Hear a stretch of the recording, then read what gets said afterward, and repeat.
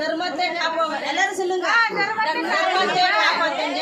தர்மத்தை காப்பவனை தர்மம் காக்கும் ராமர் கூறினார். எனவே இந்து தர்மத்தை காப்பாற்ற பாடுபடலாம். நீங்க எந்த ஊர் மேடம்?